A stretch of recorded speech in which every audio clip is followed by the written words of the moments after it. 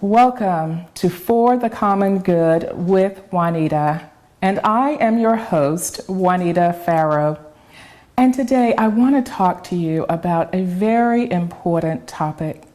We are talking about entrepreneurship.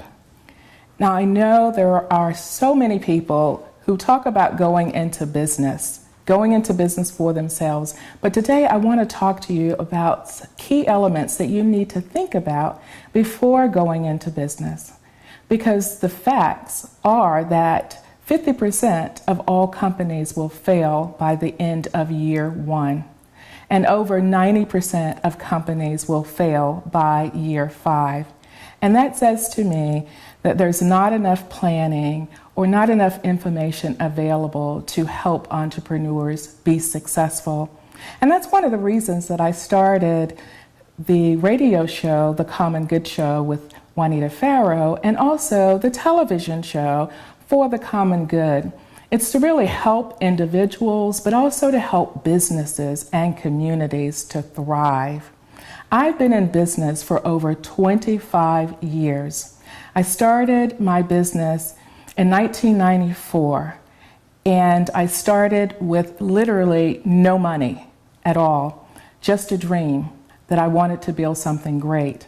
Now this, after coming out of corporate America, running a hospital as a vice president of operations for a very large hospital, 350 doctors on board, I had no idea really what it would take to really launch a business. But I studied and I did my homework to make sure that I had all the facts. And what I realized is that it takes more than just a dream. It takes a lot of research and a lot of resources that many times starting out you just don't have. So you have to make sure that you talk to people, interview other businesses, try to find networks and organizations willing to help you. The Small Business Administration was one of the key organizations that I leaned on in the early years because they have a wealth of information for small businesses. And that's why they are there to really help small businesses. The next thing you need to think about is having a good plan in place. Now, a business plan or a strategic plan, something to guide you in the years to come. Why is it that you really want to be in business in the first place? Is it because you just don't want to work for anyone else? Or do you have a really good product or service that you want to launch to make sure others have access to that? Think about those things, the real reason that you want to go into business and whether or not you're really willing to do the work. Because for me, I thought it was twice as hard as working in corporate America. Many times you're working without paying yourself in the earlier years, you're working without really having a budget and really having the buying power or the resources to really borrow money for the business in your name. There are not very many banks that will loan money to small businesses. So all those things you have to realize. And the number one reason that businesses go out of business in the first place is because a lack of capitalization. There's not enough money in order to really be able to continue the business until revenues start to come in. So all of those things are part of the package that you really have to make sure that you do your homework, find the resources that are out there that really are there to help small businesses, and you can be successful. I'm going to take a break and I'll be right back.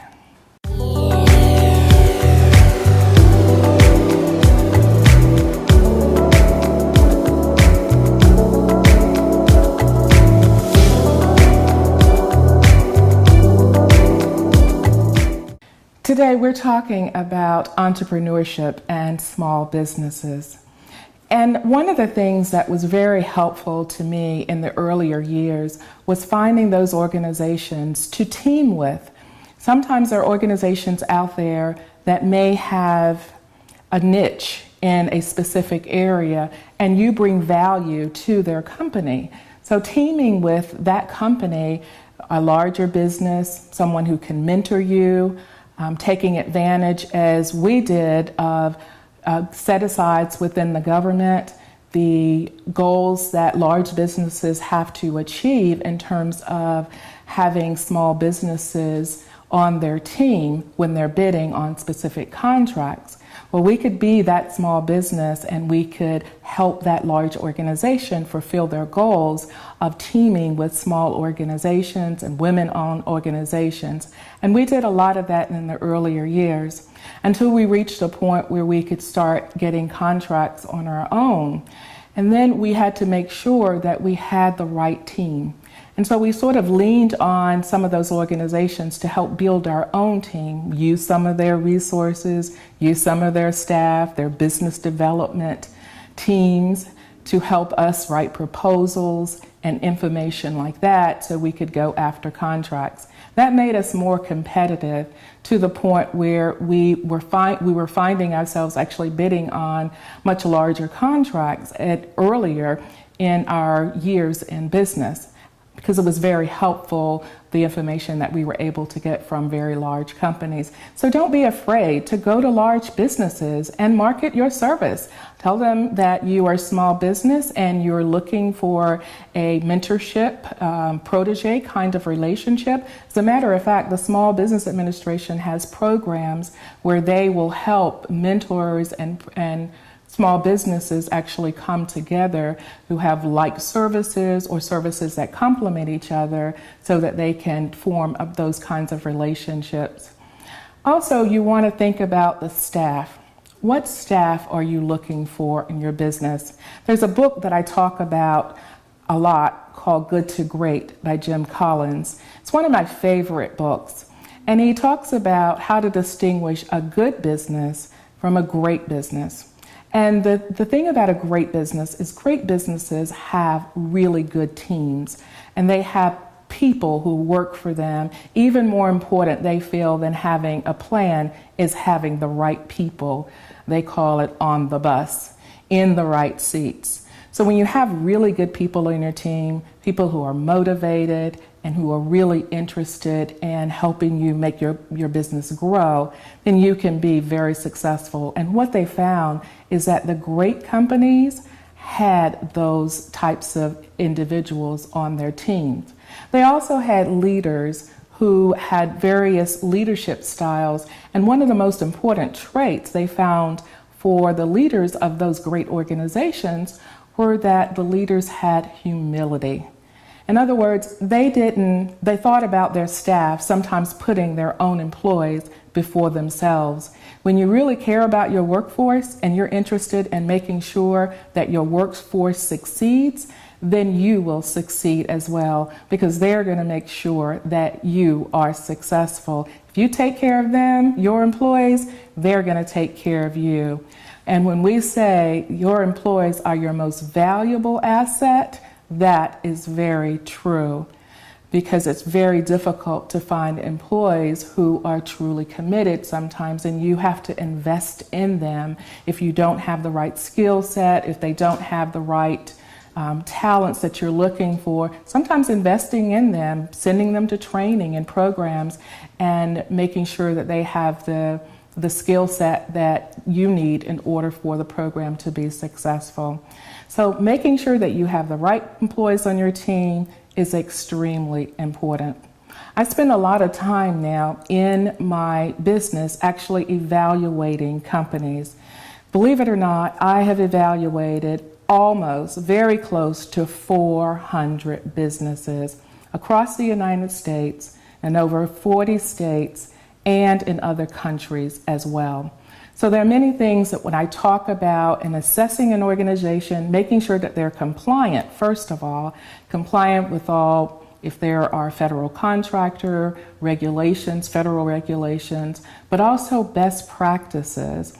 You know, how do they compare to other businesses in the industry? What about the systems that they have? And because my background is healthcare, I work mostly with healthcare organizations. And those organizations can be very small organizations, or it can be very large organizations such as universities, major hospital systems. And going in and doing a diagnostic of an organization, I'm looking for those things that and interviewing staff and reading policies and procedures and walking around, things that I feel we can, and how we can improve that organization to make service delivery better, to make them more efficient, to help them generate greater revenue, but also to lower costs too. It's very important, whether it's an organization that I've worked with, such as a Harvard University or a Columbia University or another large university, what is it that I can provide for them that will give them more value? And certainly they have tons of resources, but what I realize is that a really good organization is always looking for cutting edge. So any information you can give them about how they can improve services, or someone or some other organization that may be doing it differently and better, that they can latch onto that idea, they are willing to do that. And it's not a problem for them to have those recommendations. They really welcome those recommendations, because that's why they are as good as they are. It's because they're always looking for a way to improve. You should always have a quality improvement process built into the organization, where you're always looking to do better, be better, and to strive for greater success. Because that's the only way in this environment, because it's so competitive, that you can make sure that you're staying ahead. We'll be right back.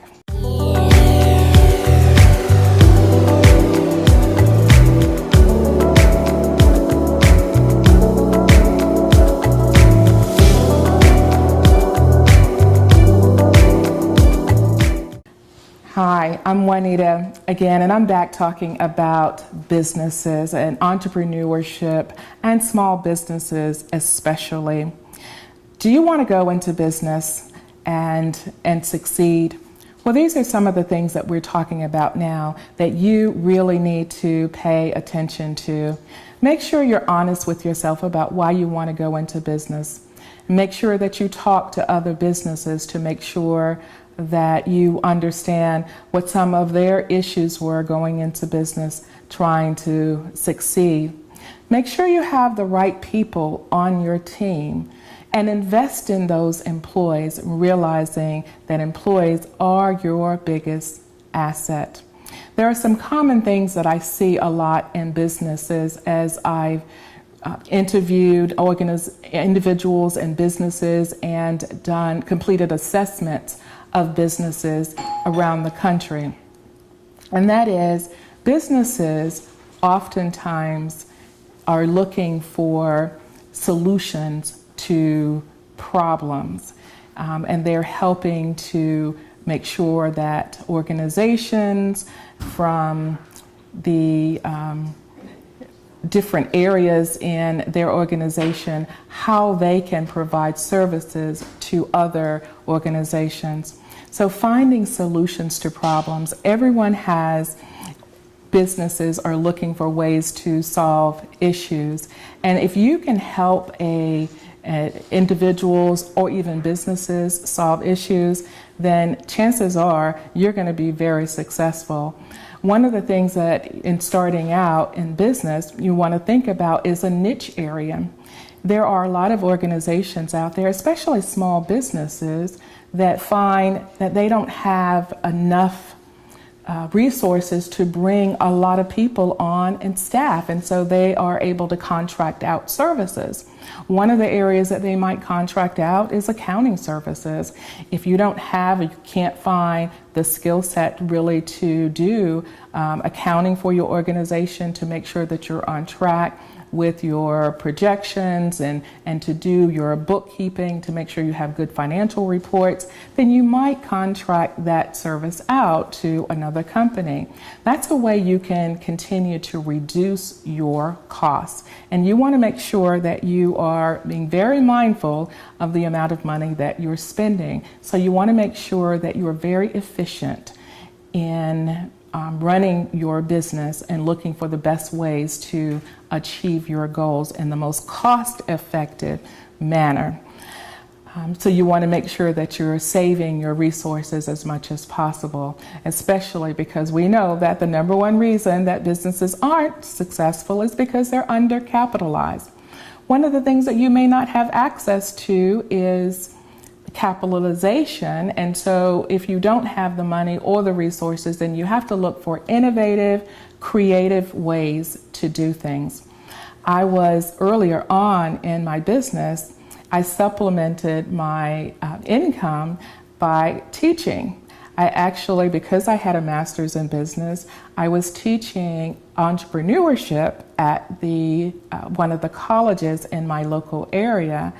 And students in the class I had students who were right out of it because it was a 2-year college. I had students right out of high school, and I had students in that class who were had been in business for a while, but was looking for some additional training and information. Architects, psychologists wanting to go into business and do something for themselves, but realizing it takes more than just having a skill set or having a technical skill. You really need to have the business aspect as well. And so taking this course, entrepreneurship courses, allowed them to be able to learn a little bit about what are the things that they really needed to know and understand about business. So that was really exciting for me. I did that for a couple of years. But now assessing businesses and going into business, I'm looking for things that that business can do to help improve their services, how they can save money. And sometimes it's the simple things that they can do, looking at their staffing patterns, looking at their compensation packages, looking at trying to create creative, innovative ways for you to retain employees. Employees are not just looking for money or raises, even though that's very important. Sometimes they're just looking for a good company that really cares about them, provides them with additional perks and benefits, but not necessarily the money. So you want to make sure that you really know and understand the workforce and the people who are working for you and what their needs are. So feel comfortable with doing satisfaction surveys, employee satisfaction surveys, because that will tell you a little bit about how satisfied your employees are, and make sure that you are reducing the turnover if you're having turnover in the business, because turnover is another area that is very, very costly, expensive in a business, because for every employee who leaves, then you have to retrain another employee. And that can be a very expensive option for businesses, especially starting out. So we've covered a lot of areas, but entrepreneurship is exciting. 25 years for me this year, and I've loved every minute of it. I've had highs and I've had lows, but it's been very, very rewarding overall, because for me, my whole responsibility has been in business is really to try to help other businesses be successful. And that's what I feel that we've been able to do. Looking back, it's really interesting. I was at a conference recently in Washington, D.C. There were about 4,000 people at the conference, representing over 2,000 businesses across the country. And I went into one of the sessions, the work sessions, and I sit down with them and in the back of the room, and they said, "Oh, I think we know you. You came to our organization in North Carolina and you visited us," and this was probably about 6 or 7 years ago. And then there were several other organizations that recognized that I had worked with their organization. They were employees that had been in those organizations, and they recognized me right off. So it's very rewarding when you can go into an organization, spend several days or a week with them, and they remember you and what you were able to do for that organization. So that was very rewarding. So if you have a really good idea or a really good product or service and you're interested in going into business, I encourage you. There are people out there that can help you, the Small Business Administration and many other organizations that will be willing to help you. And certainly we are available and can provide you with additional information if you are interested in succeeding in business or starting a business. Thank you so very much. Okay, good. So just remember to call the action at the end, like to learn more, because they'll edit it out. And then the next case is she moved to unlock the door. I think it's Maxie, right? Yeah, because it's hard to get the sound. Well, that was great. Entrepreneurship. So if you want to find out additional information, feel free to contact us.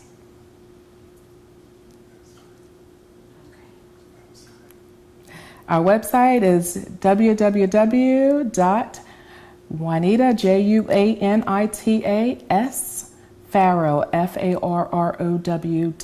Farrow.com.